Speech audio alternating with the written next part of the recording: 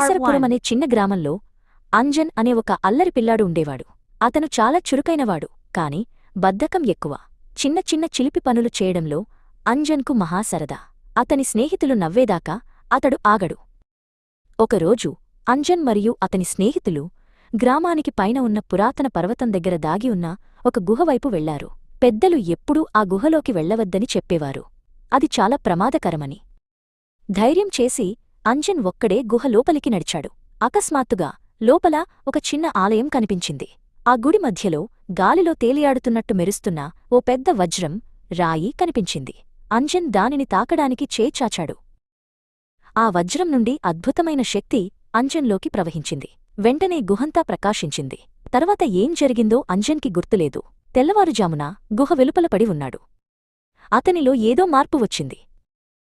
అంజన్ తన శక్తిని పరీక్షించుకోవడం మొదలుపెట్టాడు.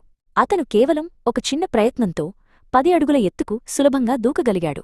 చెట్లపై చిరునవ్వుతో ఎగురుతూ పక్షులతో పందెం పెట్టుకుని అతను ఆ అద్భుతమైన శక్తిని ఆస్వాదించాడు.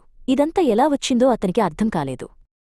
అదే సమయంలో దుర్జయుడు అనే శక్తివంతమైన దుష్ట వ్యాపారవేత్త తన సైన్యంతో కేసరపురం చేరుకున్నాడు.